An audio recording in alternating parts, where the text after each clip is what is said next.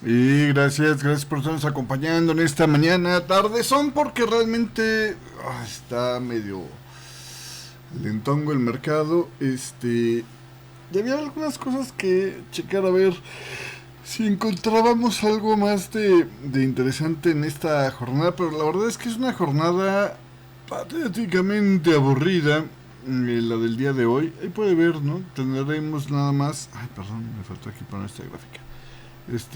Tendremos nada más, pues realmente lo interesante, hasta la mañana americana, ¿no? Hasta las 10 de la mañana, cuando estemos viendo ya los datos de los JOLTS, los pedidos de fábrica allá en Estados Unidos, y luego ya para la tarde, la publicación del Producto Interno Bruto de Estados Unidos. Sin embargo, desde el punto de vista de lo que son las, digamos,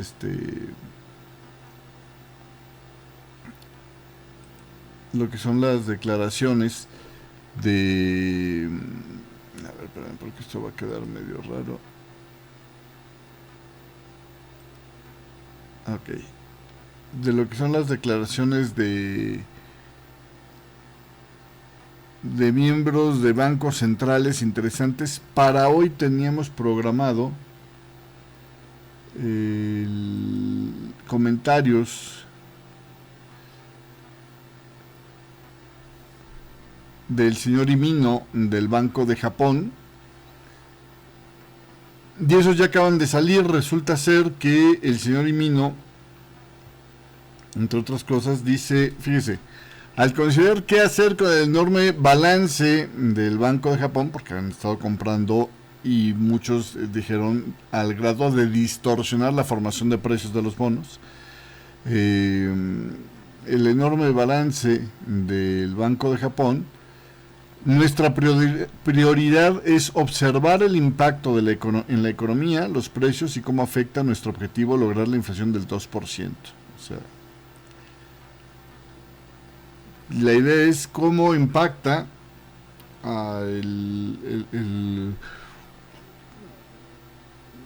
el desempeño de la economía y la conducción de la inflación, la hoja de balance. Sería deseable que las fuerzas del mercado fueran las que fijaran las tasas de interés de largo plazo, pero también es cierto que hasta hace poco, o sea, hasta que tomamos el mando nosotros, el Banco de Japón había estado profundamente involucrado en la fijación de los precios de los bonos. Pues obviamente pues eran los compradores, ¿no? Tenían, creo que como el 80% de la cartera, algo así. Entonces hay que considerar varios aspectos al guiar la política monetaria y no deberíamos responder automáticamente a los movimientos cambiarios para fijar las tasas de interés. Es decir, Imino, del Banco de Japón, es uno de los que se niegan a estar subiendo las tasas para tratar de apuntalar la debilidad del yen. Entonces ahí se nota un poquito cómo está la división al interior de esto, ¿no? También por aquí en otro artículo de Reuters dice, deberemos estar vigilantes del impacto del yen en el comportamiento económico. Bueno, como si todavía no estuviera convencido de que realmente esto se los está cargando, pero bueno. Ahí en ese artículo, el señor Imino, de una vez le cuento, porque no hay mucho más que contarle el día de hoy, dice esta mañana, mmm,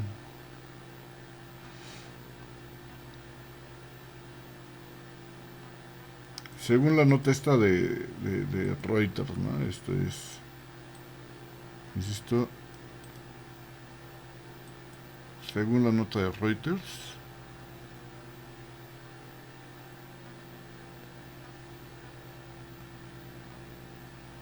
explica un poco más sobre el por qué no deberían responder a los movimientos de tipo de cambio al fijar las tasas. Dice, aunque habría otros aspectos que necesitan ser tomados en cuenta, como el panorama económico y el comportamiento de los precios.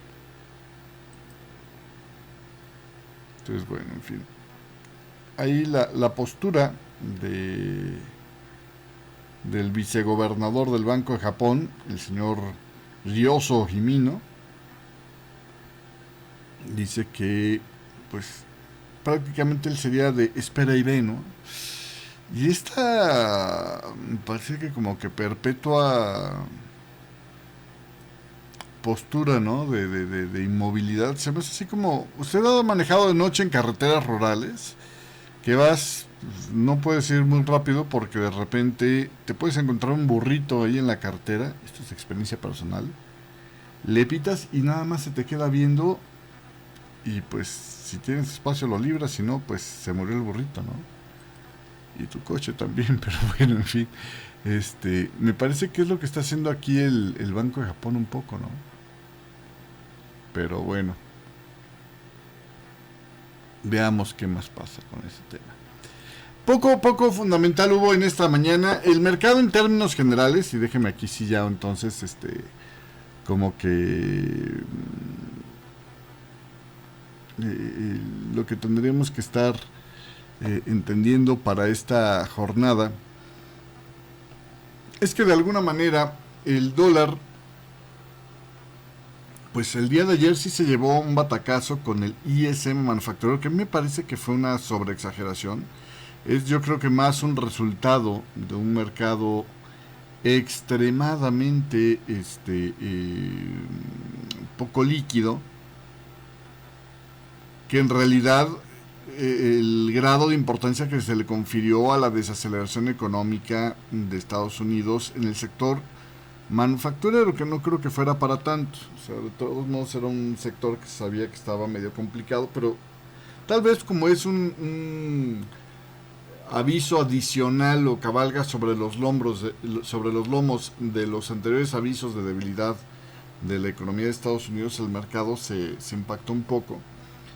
Pero en realidad yo no le veo por qué tendría que haber sido tan fuerte el impacto del ISM manufacturero del día de ayer, que salió bajo, entró mucho más claramente en territorio contráctil, ayer lo hablábamos en punto 9, y entonces el efecto sobre el dólar, y aquí es donde empieza lo interesante, el efecto sobre el dólar, que este no es el dólar, es este de aquí, pues sí fue relativamente fuerte, ¿no? De estar queriendo rebotar de esta zona de soporte, que era donde estábamos abriendo el día de ayer el mercado, ¡fua! Se fue hasta abajo. Y aunque si te fijas en el largo plazo todavía no revienta una zona de soporte, digamos, crítica, pues sí que le da una penetradita, sí que le da un llegue, digamos, a ese soporte, ¿no? Entonces ahora está en una fase de rebote esta mañana, después de estas caídas, y habrá que ver qué hace contra esta zona de resistencia, porque si desde aquí el precio da la vuelta hacia la baja, tendríamos una oportunidad de intentar romper este soporte.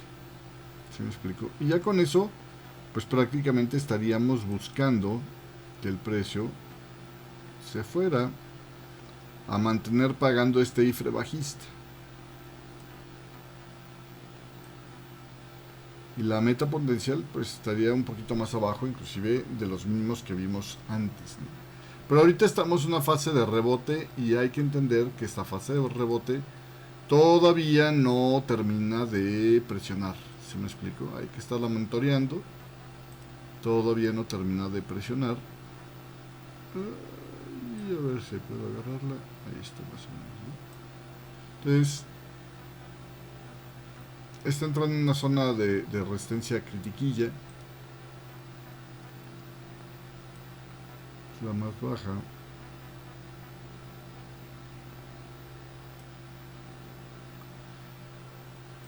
Y esta es la más alta.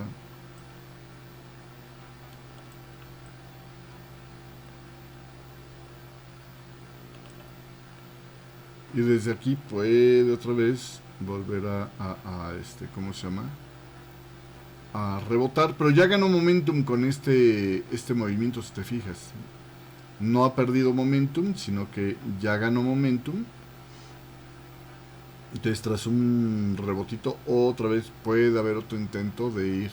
Esta es la zona crítica. Esta de aquí es, digamos, como que una zonita menor, una zonita de menor importancia. Entonces, aunque puede que todavía esté ahí con vaivenes porque realmente no hay muchos fundamentales en esta mañana del día de hoy,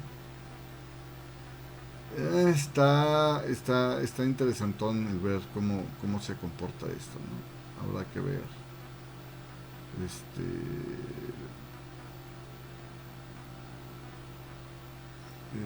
el precio cómo se comporta llegando a esta zona de resistencias. ¿Cuándo va a llegar a esta zona de resistencia? Ahí sí habrá que esperar a ver un poco porque la verdad es que los timings en días de tan poco volumen, si de por sí los timings es de lo más difícil de calcular en el mercado, en días de tan poco volumen, y aquí hay un ejemplo claro que estamos en un día de muy poco volumen, pero un tantito, déjenme aquí. Mm, mm, mm. Número de chance. Ahora sí. En días de muy poco volumen todavía es ¿qué es? Espera.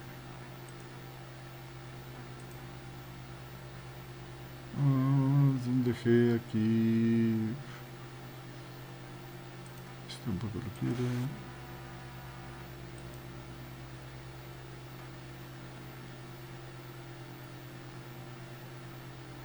Claro, es que es aquí, perdón. Estaba yo viendo dónde ponerle este gráfico y nomás no lo encontraba. Ya. Pues tenemos un mercado que está así como que medio desorganizadón y medio patrón de espera, ¿no? Hay cierto risk off, o sea, búsqueda de refugios, risk off, porque si te fijas los pares de riesgo mayormente están caminando hacia la baja, no tanto que esté en la parte baja, el que está clarísimamente perdiendo y trae su fiesta aparte es el canadiense. De hecho, si te fijas aquí en la tablita, el canadiense trae en el primer grupo, el penúltimo, trae 62 pips de recorrido, excepto el yen que también ha estado reflejando la debilidad del dólar, el dólar yen. Pues es el que trae, digamos, el recorrido más amplio de los principales pares, ¿no? Todos los demás están alrededor de los 40 pips. Y el australiano que por ahí salió medio flojón, un dato de confianza del consumidor del Australian New Zealand Bank, pero que la verdad es que no lo tomé mucho en cuenta porque paradójicamente las ventas minoristas rebotaron, entonces como que pero bueno, ahí hubo algo de debilidad y se sigue manteniendo cierta debilidad en el australiano, pero me parece que es más bien debido al escenario de risk off que tenemos en esta mañana, ¿no? Entonces básicamente creo que podremos redondear el tema como un día de debilidad del dólar, donde se está pues prácticamente asimilando que podría potencialmente ya haber reanudado el movimiento bajista con más claridad y que ahora nos falta pues de alguna forma el confirmar si realmente nos vamos allá a clavar en una tendencia bajista o fue simplemente un exabrupto dentro de esta penetración de mínimos. Ahora, seguimos en esta fase de consolidación y simplemente por la falta de liquidez se le fue un poquito de largo el movimiento y va a tratar de regresar hasta acá. Entonces por eso te decía, es crucial ver qué hace el precio justo en esa zona y tratar de reaccionar en base a estos niveles, lo cual viendo los gráficos de forma independiente es como que un poquitito más difícil, pero bueno, vamos a ver qué nos plantean los gráficos en un momento más que arranquemos el análisis de los 7 principales pares. En lo que es el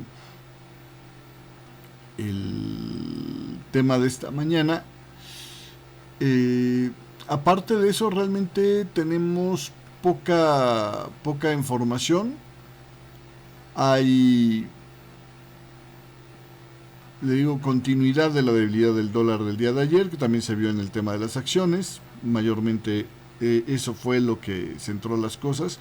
Hubo un par de fundamentales interesantes, me parece, que se ven interesantes. Uno es el dato de inflación de Suiza, que si te fijas, bueno, el franco suizo está como uno de los que más está ganando frente al dólar, pues está apreciando, pero realmente pues la inflación se mantuvo en el 1.4%. El hecho de que no estuviera descendiendo podría haber despertado los temores de que el Banco Nacional de Suiza podría tratar ahí de intervenir. Ya la vez pasada había dicho Thomas Jordan de que empezaban a sospechar que la debilidad del franco era uno de los causantes de que la inflación se estuviera otra vez volviendo a levantar, y es que había brincado de 1% a 1.4%, pero ahora que se está manteniendo ahí, yo creo que el hecho de que no hubiera seguido el ascenso en la inflación para mayo y hubiera quedado en el 1.4%, debería de ser una razón por la cual podrías estar vendiendo francos suizos, ¿eh? O sea, a mí me sorprende mucho que no hayan tomado esa dirección en el mercado. Habrá que ver. La inflación se aceleró principalmente en el sector de la vivienda y los servicios públicos. Subieron al 3.8% desde el 3.3% de abril. El costo de transporte también subió un 0.7% luego de que estuviera sin cambios en la previa. Y los alimentos y las bebidas son los que ahorita están, digamos, amortiguando parte del golpe, prácticamente no están subiendo, mientras que los bienes y servicios para el hogar están en descenso, lo mismo que atención médica, vestido, etcétera, ¿no? En términos mensuales, el índice de precios al consumidor subió 0.3%, también fue lo mismo, ¿no? Sin cambios con respecto a la previa. Y el subyacente, quitando alimentos frescos y energía, aumentó 1.2% sin cambios con respecto a abril. Entonces, realmente el hecho de que no haya habido cambios, pues sí te dice que sigue la presión, pero por lo menos ya nos está empeorando. Entonces, yo no entiendo mucho que esto sea forzosamente un factor que pueda mantener la presión del franco. Y de hecho, si te fijas, en el compartido de los 7 principales países, parece que quieren intentar formar un doble techo al final de un movimiento que ya andaba perdiendo algo de momentum. Entonces, podremos ver en la gráfica, se va a interpretar como un piso para tratar de rebotar hacia el alza. Ahorita lo vamos a ver en los 7 principales pares. Otro de los fundamentales que apareció, que ahí no era tan importante y que de hecho viendo el comportamiento de la libra realmente no hubo mucho impacto en esto, las ventas minoristas del Reino Unido según la British Retail Consortium aumentaron 0.4% y rebotan con esto ligeramente del super batacazo que se metieron en la previa, ¿no? Fíjate, usted, abril fue una caída en las ventas impresionante. Decían ahí que era el mal clima, entre otras cosas, lo que había ayudado a esta caída de las ventas. Ahora recupera un poquito el asunto, pero se esperaba un crecimiento. Obviamente con una caída tan brusca también se espera un crecimiento un poquito más brusco, ¿no? Y realmente pues casi no compensó a lo que había caído. Toma en cuenta que venía de estar ganando casi un 4%, es decir, hubo casi una caída de un 8% en la previa, ¿no? Entonces el rebote de menos 4 a más 0.4%, pues nada más recuperó casi la mitad de lo que había caído prácticamente, ¿no? Tomando en cuenta el descenso desde la previa. Más o menos así a números redondos, ¿no? Pero bueno, en fin. La directora ejecutiva de la British Retail Consortium, Helen Dickinson, dijo que a pesar de un fuerte fin de semana feriado para los minoristas, que fue el día que cerró la bolsa británica, ¿se acuerda usted? Hubo apenas una mejora marginal del clima durante todo mayo, lo que significó que pues el repunte fuera modesto. Bueno, es básicamente lo que dicen el día de hoy. Fuera de eso, no hay muchas novedades. En el tema del crudo, ya vamos a arrancar por el recorrido alrededor de los mercados. Bueno, el dólar que estuviera hacia la baja le sirve de viento de cola del precio del crudo, y aún así el crudo siguió despepitándose. Entonces aquí hablamos de una debilidad añadida del crudo. ¿Por qué? Porque lo que provocó la caída del dólar, que debería de fortalecer el commodity, los commodities en general, también nos afecta porque la previsión de consumo baja, ¿no? El principal consumidor, no el principal importador, que es China, el principal consumidor de crudo del mundo, pues muestra que su actividad manufacturera se está enfriando. No a niveles preocupantes como para que fuera una reacción tan marcada, pero esa idea de que se está deteriorando la actividad manufacturera o digamos la actividad industrial, ¿no?, de Estados Unidos, junto con el pronóstico de tasas más altas, pues de alguna manera es lo que está manteniendo la posibilidad de complicársele el escenario a los a lo que es la demanda de energéticos, y por eso siguen cayendo los precios. Esto sumado al anuncio que ya habían proyectado donde se espera que para diciembre se reintegren al mercado más de 500,000 barriles diarios, y para junio ya estarían 1.8 millones de barriles restaurados, pues preocupa que a lo mejor no hay suficiente demanda como para este aumento o este incremento de la producción. Entonces, ahí es donde está el asunto. En el tema del oro, el oro también se dio un poquito, pero ahí sí mucho más limitado, porque pues sea como sea, el tema geopolítico no se ha resuelto del todo. Entonces, sigue ahí estancado esa situación. A lo mejor también fíjese que en el tema del crudo está incluyéndose notas como, por ejemplo, según el Nikkei, una agrupación de más de 400 empresas japonesas están creando un fondo de $1,000,000,000, nada despreciable, para que impulsen las cadenas de suministro de hidrógeno como una energía alternativa. Entonces, bueno, pues ahí tiene usted parte de lo que hay. En el tema del cobre,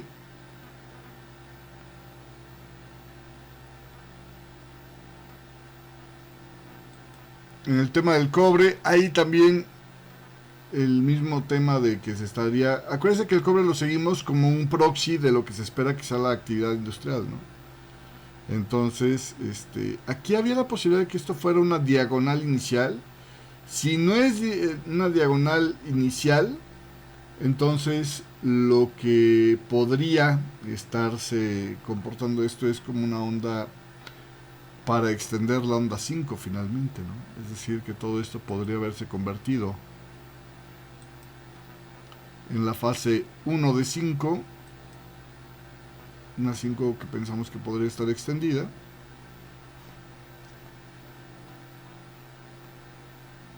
En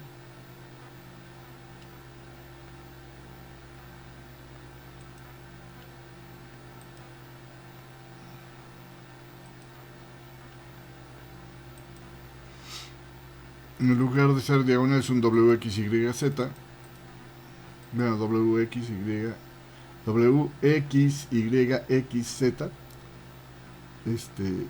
Y podría ser la 1 de 5 aquí.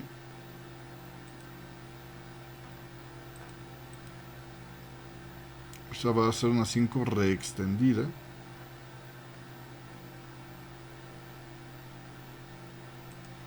Que fíjate que no es tan común, pero tampoco es demasiado sorprendente si se acumula una buena avalancha de noticias complicadas, ¿no? Pero bueno, ahí estamos más o menos todavía en rango de lo que se esperaba, que fuera apenas la corrección del 38,2%. Esto parece que va a ser un... Aquí todavía no está del todo claro que se haya, pero si se rompe más hacia la baja, o sea, si se sigue hoy claramente hacia la baja, probablemente el escenario sea un 1 de 5. Este es muy pronto para decir que es el 2 de 5. Yo más bien me dejaría la idea de que esto es A de 5. A de 2 de 5, perdón.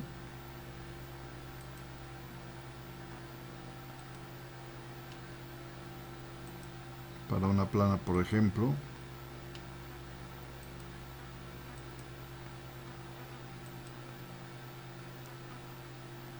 Y luego ya vendería un rebote para hacer el final de la onda 2 y ya después el resto del movimiento realmente no tendría demasiada tracción hacia la baja. Sí, claramente tendría que estar pasando por debajo de esa zona, pero no demasiado fuerte, porque al final de cuentas la onda 1 ya fue la extendida, es decir, esperamos que sea la onda más notoria dentro de esta fase 5. ¿Sí me explico? La 1 que pusimos ahí con paréntesis. Entonces, en general es pronóstico de que va a seguir débil el tema por la perspectiva que hay de debilidad en el sector este industrial. Y en el tema del Dow Jones, pues tras ahí un efímero repunte, volvió a caer el día de ayer, entonces parece que esto pues podría estar a lo mejor haciendo la 1DC, ¿no? Y estar rebotando. Y la verdad es que hay que darle un poquito más de espacio. En el tema del Bitcoin también es posible que ya se haya acabado la primera fase motriz en este movimiento, ¿no? Aquí, por ejemplo, para pensar en esto como una especie de diagonal 1 de 3, podría haber sido ABC para hacer la onda 1. Más bien aquí déjenme ponerse el subconteo 1. La corrección de onda 2 puede haber sido este mínimo o este mínimo. Si fuera este mínimo, nos da chance de darle más prioridad a la fase 3, ¿no? Podría haber sido un W. Ay, no, porque aquí se rompió. Ah, no. WXY, probablemente, para hacer onda 3, 4, y luego ya un último zigzag para 5, ¿no?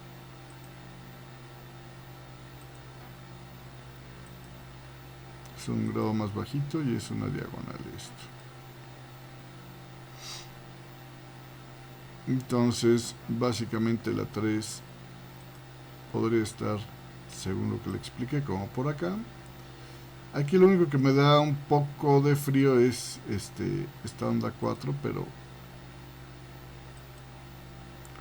en general, la estructura, lo que pasa es que se volvió muy lenta la formación de la onda 3 por ese doble zigzag tan complejo, pero en realidad no corta los principios de los patrones internos, ¿se me explicó? Entonces, viable sigue siendo viable, leído así como lo hemos estado explicando. Déjame ponérselo aquí para que no lo deje con cara de what. Esto tendría que ser una onda W. X aquí, obviamente es un grado más abajo esto. Entonces es un doble zigzag el que conforma la onda 3.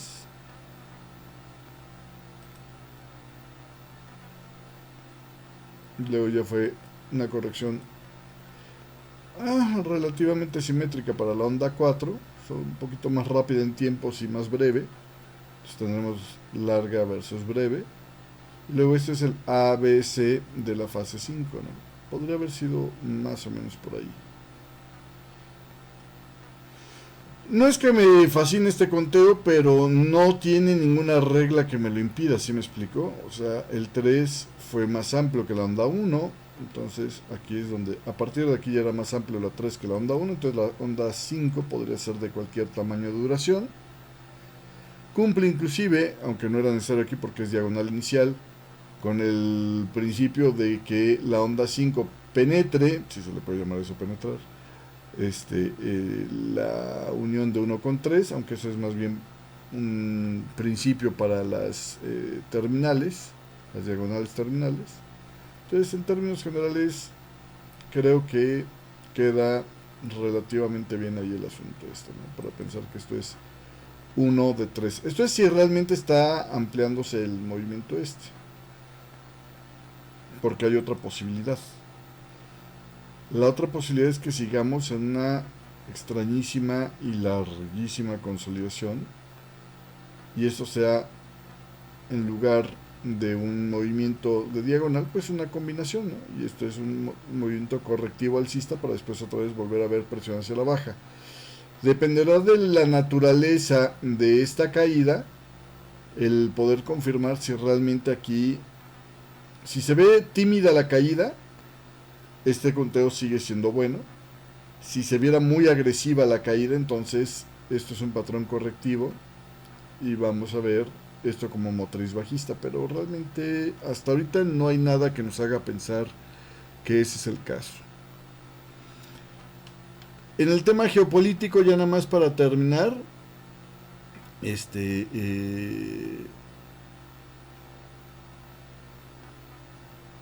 sigue ahí el tema de Israel que como que quiere tratar de zafarse. Hay una facción importante dentro de Israel que no quiere el acuerdo de Biden,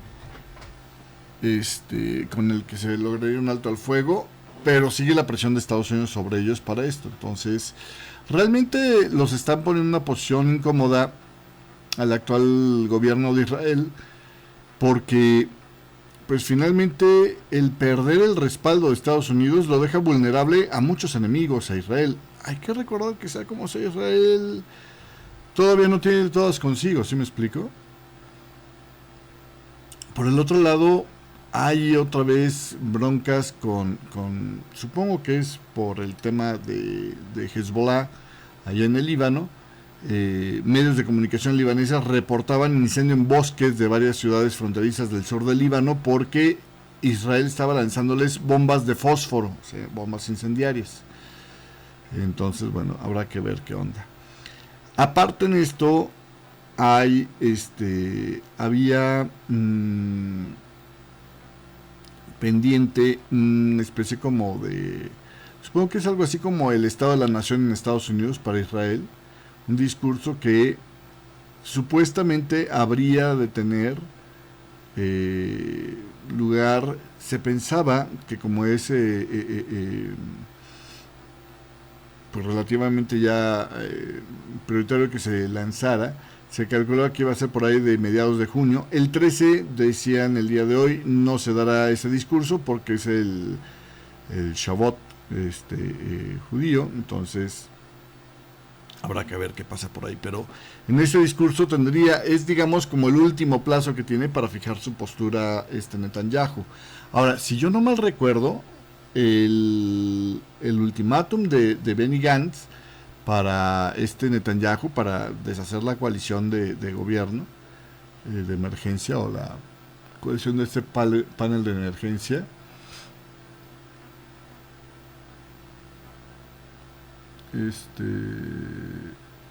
tengo por acá nota de Bloomberg y a ver si no se nos está moviendo el yen con esto, pero según esto, me parece que un poco sí de reacción hubo en el yen. Está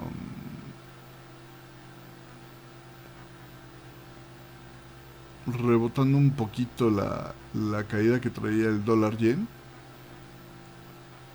que también lo debemos de ver aquí reflejado en el dólar, por cierto. Ahí está, mira, acercándose hacia la zona de resistencia que le decía. Me tengo que apurar ya porque estamos al punto donde tenemos que empezar a ver qué onda con lo que vamos a hacer técnicamente hoy. Pero bueno, ahí tiene usted que estaría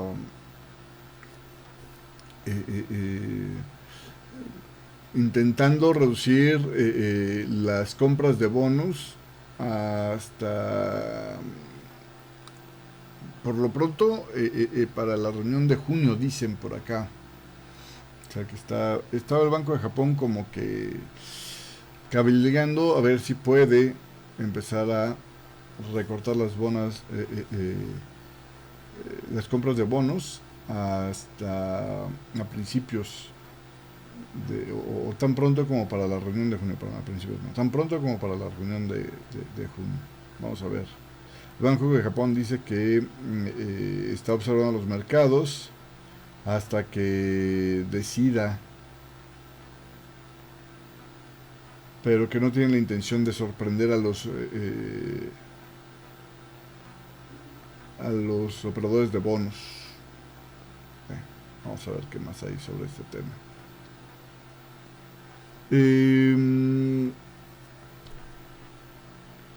Y bueno, ya la voy a dejar ahí porque realmente sí traigo ya mucho interés de empezar a ver el análisis técnico. Si usted es suscriptor del servicio de análisis y me está viendo en vivo, aguántame un segundito, ahorita ya pasamos a los gráficos técnicos. Si me está viendo una versión grabada, cámbiese de video. Y si usted no es suscriptor de análisis, pues ahí le dejo una tarjetita al final de este video o aquí parpadeando para que vea dónde puede tener más información para suscribirse, o escríbame a través de Telegram para suscribirse al servicio de análisis. Bueno, hasta acá los dejo.